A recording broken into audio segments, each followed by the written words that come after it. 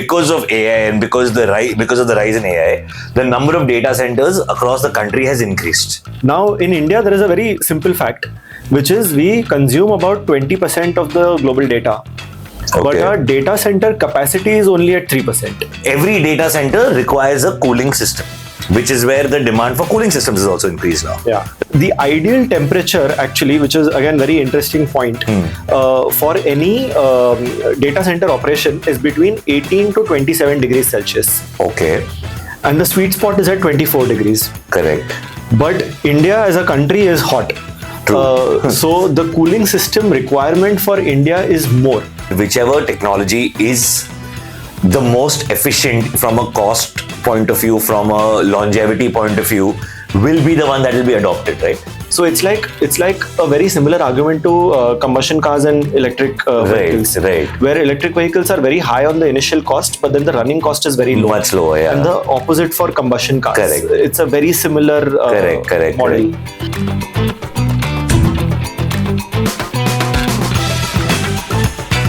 This episode of Taking Stock is brought to you by Paterson. Okay, welcome to another episode of Taking Stock. This is a weekly podcast where every week we pick one company, one stock and dive into it. Today we're talking about Blue Star. Very well known for the consumer electronics residential AC market, but there's a lot more to this stock than what seems at the surface, correct? Yeah, it didn't even start as a unit AC stock. It started as a industrial air conditioning company. Oh, is it? Yeah. So that's what when I was reading through the article also, right? I realized that I think the major chunk of Blue Star's business comes in data centers. It comes in industrial solutions. Let's call it. It comes from projects where they install air conditioning at large scale. Okay, data centers would be a part of it. Right. And so basically, okay, if we rewind a little bit, right? Because of AI and because of the rise in AI, the number of data centers across the country has increased. Yeah. Right? Yeah. Now, okay. And every data center requires a cooling system, which is where the demand for cooling systems is also increased now. Yeah. Right. So what is the connection between an industrial cooling company like a Blue Star and the rise in demand for AI?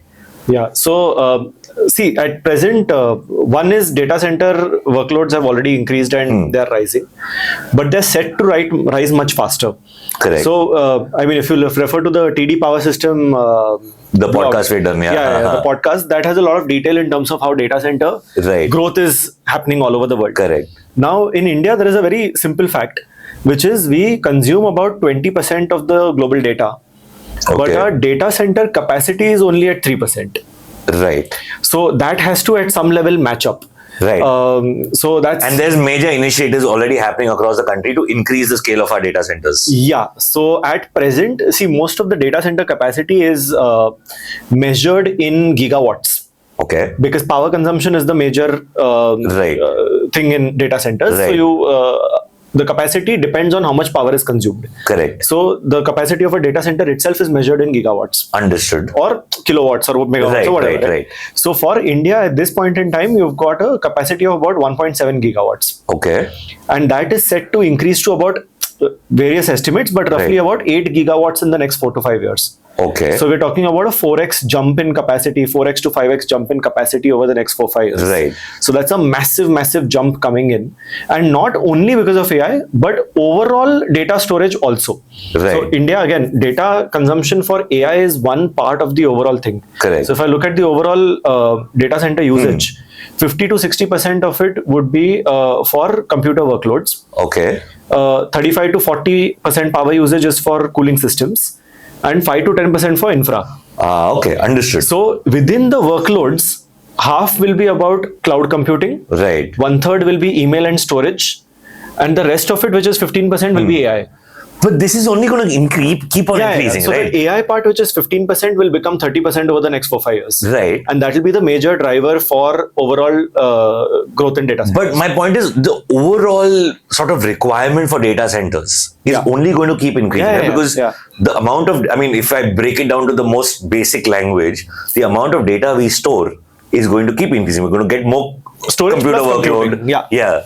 more email storage, more AI usage, everything's only going to increase. It doesn't decrease. Yeah. So that is one factor. The other factor is already under-penetrated Indian market because we use data but not store it within. Correct. So the storing and computing capability has to come domestically. Right. So those two factors will result in that 4x, 5x growth in the next 4-5 years, which is humongous. Understood. So, okay, now... So, sorry, back to your question. Right. Which is, how does cooling systems come into play? Right, yeah. Because there are... this computing power is utilized and there is a lot of power utilized. There's a lot of heat generated. Okay. Now, that heat has to also... it's not efficient for computing systems to run when it's a hot environment. Yeah. So you have to cool it down. Right. Because otherwise you may face a malfunction, you may... several things can happen. Right. So the ideal temperature actually, which is again very interesting point, for any data center operation is between 18 to 27 degrees Celsius. Okay. And the sweet spot is at 24 degrees. Correct. But India as a country is hot. So the cooling system requirement for India is more. Right. So one is when your servers are running, the heat is getting generated and you have to cool it down. Secondly, the external heat itself in India is high and you want to maintain that temperature lower. So that means the cooling system needs to be on for longer in India compared to a colder country. Not necessarily. It needs to be more power intensive also. Right. Okay. So it has to be stronger. Understood. Not just longer, but also stronger. Correct. To maintain that optimum temperature. Yeah. So typically what will happen is, out of the 100% data power consumption in a data center, 35 to 40 will be for cooling systems. Okay. AI requires higher because AI is higher computing than storage. Right. So it generates more heat. Understood. Then on top of that, you're in India. Correct. So the cooling system requirement is even more intensive. Right. And that's where someone like a Blue Star comes into play. This episode of Taking Stock is brought to you by Paterson. So you would assume now, with the increase in demand for all of this, right? Whether it's the internet, the storage systems required, increase in demand for AI, more data centers. India has already, as a country, started the initiatives of increasing the number of data centers. This puts Blue Star on a great footing, right? It does and does not. Actually, two things. So I'll cover the does first. In terms of, so basically, this cooling system is not about just putting an air conditioner in a server room. Correct. Right? It is actually much more complicated than that. So essentially, when you're putting up a server, what you're doing is you're putting up racks. You would have seen racks piled up against each other. Yeah. So these racks, typically, every single rack will contain a server. Okay. And so basically every rack contains about 42 of these servers. Okay. And then there is storage equipment, networking equipment, and power supply. Right. So all this is present in every single rack. Now what happens is, there's a very interesting way of doing this, where say two racks are placed parallel to each other. They'll make sure that the exhaust for both of those are in the same direction.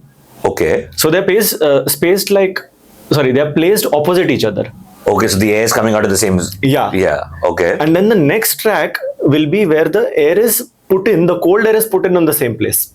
So imagine this one side of the rack is going to be a place where hot air comes out of. Right. And the other side is where cool air goes in. Correct. So there is alternates of cold alleys and hot alleys. Understood. To make it more efficient. Right. So what essentially Blue Star does is that in the entire server room, or whatever you want to call it, the computing hardware where it is elevated. Okay, so the ground is lifted up. Right. And pipes and plumbing are put underneath. Right. So what happens is, and there is another space called the gray space. Okay. Where the cooling system will exist. Okay. So cold air will come from there. Right. Underground.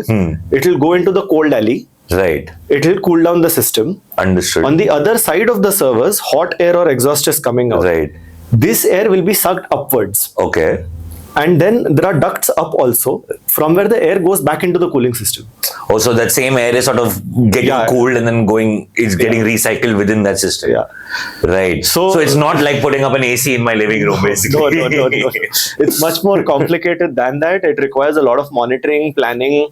It requires not only a very strong cooling system which is outside, but it also requires a very strong circulation plumbing system within. So whenever this one gets a contract, Blue Star will get a contract for such a cooling system. Right. Whether it is in a data center or it is, imagine a steel furnace, Correct. or imagine a factory, or imagine anything, right? Right, Any yeah. industrial space.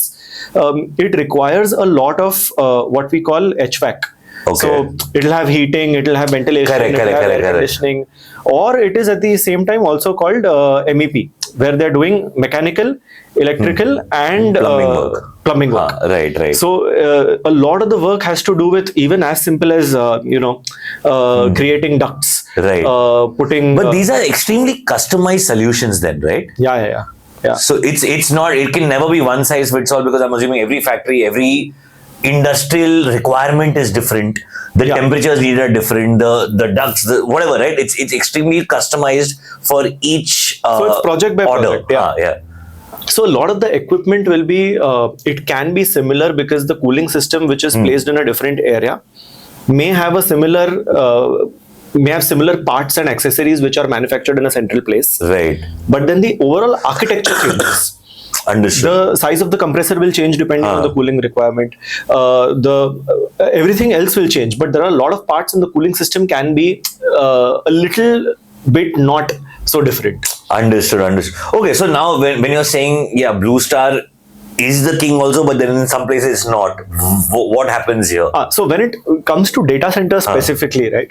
What happens is that this is the traditional system where you put cold air from down, hot air goes up, and then that is circulated. Right. That is traditional, and this is primarily a cooling method which uses air. Okay. Now this is okay and suitable for capacities of about, say, 5 to 10 kilowatt. Okay. Yeah. If you go beyond this, the cooling requirement increases. Right.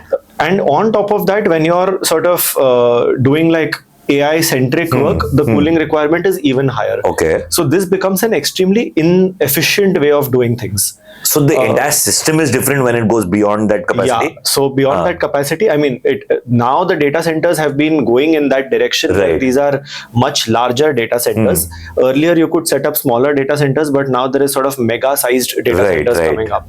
Now imagine India also going 4x or 5x in the next 4-5 years.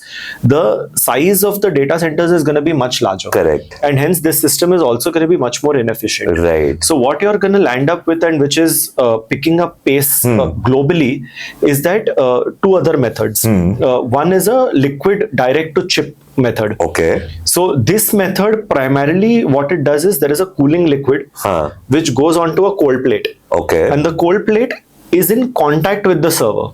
Okay. So the cold plate is essentially cooling the server. Yeah. And this is not based on air. Right. This is based on liquid. Right. So the cold liquid or a refrigerant in a lot of cases will be passed around. Correct. Or there'll be micro plumbing done so that all these surface plates or cooling plates are cold remain cold throughout. Wow. So this is completely different a technology from air circulation. The third technology which is coming is it's called immersion cooling. Okay. Where the entire server is submerged in a dielectric fluid which is cold. Oh, okay. So that is temperature controlled. Right. So again, this is not air, but it is submerged in a liquid. Correct. So these are very different technologies compared to where we are at, and these become useful for capacities of above, say, 20 to 50 kilowatts. The liquid direct to chip is very relevant. And above 50 kilowatts, the immersion cooling becomes. But I would assume that whichever technology is the most efficient from a cost point of view, from a longevity point of view, will be the one that will be adopted, right? So there is actually, it's not that straightforward an equation, because if I have to compare all the three, the air circulation method is the cheapest when it comes to initial setting up and complexity. Correct. And that's why it makes sense for smaller data centers, right? Yeah. But however, when you go liquid direct to chip, the plumbing requirement and the circulation requirement is much more intensive. Right. So this becomes more expensive from that standpoint. So the amount of capex increases as you go higher. Correct. But the operational intensity is also pretty straightforward in the beginning, then moderate, then high. Correct. And installation time again for air circulation is 4 to 6 months. Then it goes to 8 to 12 months and higher. So you're right in terms of saying that air circulation is cheaper and more straightforward and more cost effective. Hence, however, the amount of cooling it does is not really that efficient. Correct. So if I have to look at how much the power efficiency is, power consumption is the highest in air circulation. Correct. Then it reduces. And power being the single largest determinant or consumption factor in a data center, this becomes a very important metric. Correct. So it's like a very similar argument to combustion cars and electric vehicles. Right. Where electric vehicles are very high on the initial cost, but then the running cost is very low. Much lower, yeah. And the opposite for combustion cars. Correct. It's a very similar correct, model. Makes sense. So Blue Star is not really part of this technology yet. They are good at air conditioning and air cooling systems, but they've not dwelled deeper into the cooling liquid part. And I kind of got intrigued into whether Blue Star will miss out on the entire thing. So I went back and looked at some of the global trends because data centers are fairly new in India now. What I discovered is that a lot of the traditional HVAC guys who have been very popular in the traditional air circulation systems, like Schneider, Johnson, and Vertiv, these are the three which are the largest. They have all ended up acquiring smaller companies in liquid cooling systems to build in capabilities. Because I feel like your end consumer is the same. Yeah, it's just you're sort of acquiring the technology rather than building it yourself. Yeah, right, or the systems or whatever you want to call it. So that's like one set of players who are strong. The second set of players are the ones who got a very early mover advantage, who started this technology pre-COVID. Correct. So they were one of the first movers, and before this market got established, they've sort of startups. Right. So there are a few companies like Liquid Stack, Submer. There's one called Isotope, ICE. So right. These companies are great. And then the third type of player getting in is the hardware players themselves. So Fujitsu, Dell, Intel, Nvidia, who are ending up making the servers. They are like, we might as well get into this ourselves. Yeah. So they are also getting into that. So while at this point in time, a majority of the data centers are traditional and smaller, that is going to change. Correct. And hence, while the current market share is highest for air circulation or air cooling systems, this will also change over time. Right. This episode of Taking Stock is brought to you by Paterson. So, I mean, okay, so we've established that, Blue Star has a major chunk of their business comes from industrial cooling solutions. And we've sort of established where they lie within that space, right? But Blue Star is still a big player in the residential consumer electronic space. Yeah.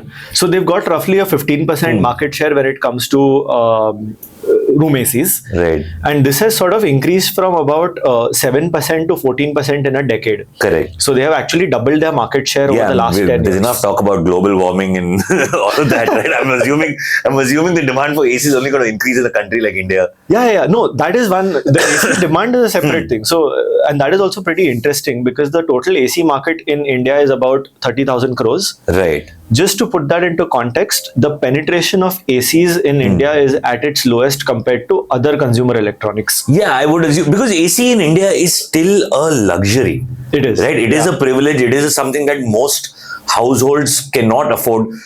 We didn't have ACs at home growing up, right? At least up to a certain point. And that's what I'm saying. It's not something that is very easily adopted. If you take something like a TV or a fridge or a washing machine, these are things that have almost now gone from luxuries to necessities in most households, or I would say middle class and above, right? But ACs is still not as adopted. Also, ACs is a very seasonal. There's a very seasonal usage compared to ACs. You have to deal with it only for a season. I mean, we are quite privileged living in Bangalore where it's only maybe a couple of months. But AC is not like, you use a TV 12 months a year, you use a fridge 12 months a year. But an AC would not be something you use 12 months a year. So the penetration, interestingly, for TVs is at 60%. Right. Refrigerators is 30%. Washing machines is 10%. Room air conditioners is 7%. Right. So we're lowest in terms of that. But because of the warming, it's also the fastest growing. So low penetration and hence fastest growing. So even for Blue Star, I think the growth trajectory is then impacted by the overall AC market itself growing in double digits. And on top of that, Blue Star gaining market share in this and doubling its market share over the last 10 years. So it's been able to clock like mid-teens growth throughout in the air conditioner space. So Blue Star, just to zoom out a little bit, Blue Star only deals with ACs when it comes to consumer electronics, nothing else. Because we did a podcast with about LG, and LG was in ACs, fridge, TVs, everything, right? So Blue Star's only doing ACs. Only doing ACs, but this is how they classify their business, right? About 69-70% of their business as of the last quarter came from electromechanical projects, which is your industrial and commercial stuff. How much percent was that? 70%. 70%, okay. Fair enough. And about 30% came from unitary products, they call it. And unitary products can include your one single AC, which is inside the house, or it can include stuff that is also like your centralized AC in an office building or a tech park or something like that. Those, or your coolers, freezers, VC coolers, all of those things. Any unitary product, basically. So that is about 30%. And then there is a minor 1-3% of professional services for whatever, BFSI sector, medical sector, etc. Correct. You can ignore it for now. So that's the overall picture of Blue Star when it comes to revenue composition. Understood. So they are essentially still completely focused on the industrial cooling systems, right? And I think the unitary products, as you call it, is not a major factor. 30% is still quite a bit. But that would also, this quarter's numbers are also impacted by the fact that 2026 has been particularly bad for air conditioning. By the time this episode's out, it's 2026. Air conditioning growth has been very poor because the summer was truncated this time. The rains came in early. Correct. So AC sales were impacted and the market actually declined in single digits this time. So the rough split would be, say, 60-40-ish. Correct. On a on last year's basis, but this time the share moved a little bit. Makes sense. So we've established that it's 30%, 70%, that's the split, right? Now, where does it stand in terms of profitability? Is Blue Star doing well? And who would be its competitor? Who would you compare it against? Because I can imagine within the consumer electronics, you'd compare it to a Havells or a Voltas or an LG or whatever, right? But when it comes to your industrial cooling solutions, who are their competitors? Voltas is a major one. Okay. So Voltas does a lot of these projects which they classify under EPC. HVAC projects go under that. Where they're doing mass scale projects, hospital, which is, say, for example, one of the largest hospitals in Asia, they've done stadiums, all of those kind of projects they're also doing, which also Blue Star does. So Voltas would be the nearest comparable, but otherwise you're right in terms of saying LG and Havells and all of these guys.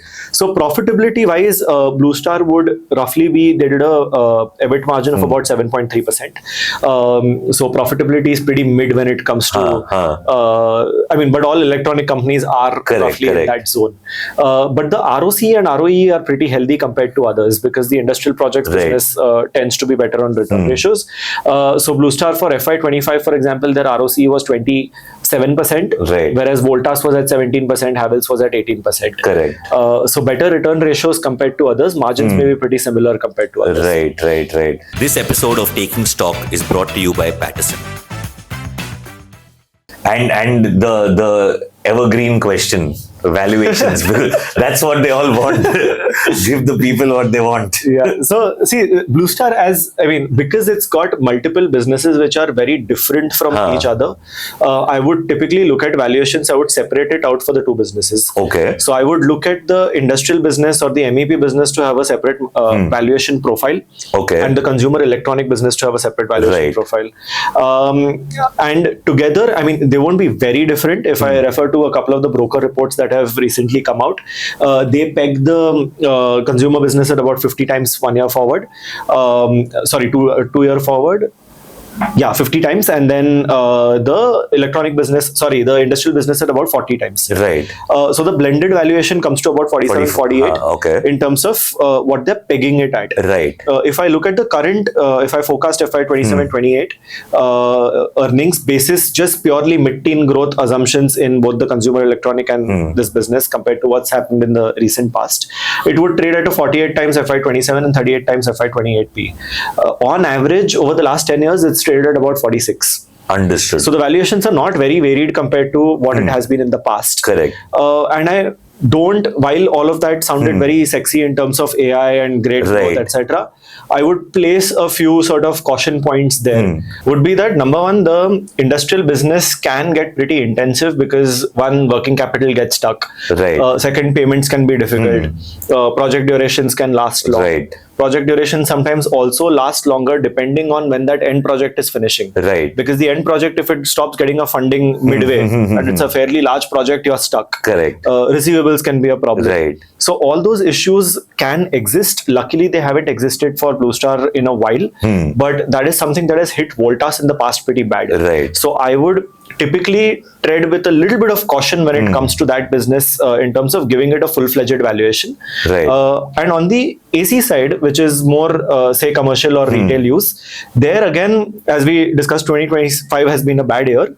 So that seasonality can again impact a lot of how your demand and revenue growth is. Right. So while it is trading at valuations that is at par compared to historic valuations, I wouldn't, despite the triggers, go ahead and give it very in a high conviction manner a premium at this point in time because of these caution points. Correct. So I mean, is it safe to assume then that, I mean, the since 70% is based on those industrial cooling systems, and you said that the technology, because the trend is now moving towards bigger data centers, how they adapt to that is going to be a major deciding factor in terms of the next few years? It actually may not be, because when the overall industry itself is growing 4x, even if they're on the wrong side of the equation, they'll end up growing in double digits in any case. Correct. So the industry is growing fast enough to carry them along anyway. Right. But yeah, they can achieve much higher growth if they are placed. If they adapt better, yeah. So the re-rating, actually, that's a good point. That would make a case for me to give it a higher potential. Correct. What do you call it? Target valuation. Right. That if they evolve and go into that direction, then I'd be okay or comfortable saying that these caution points I can mellow down a little bit and place more weight on that. Fair enough. But not before that. Fair enough. Makes sense. All right, that's it, I guess. Yes. Thank you so much for listening, guys. And we do episodes every Tuesday, so we'll see you next week. Disclaimer: this content is for informational purposes only. None of the stocks, brands, or products mentioned are recommendations or endorsements.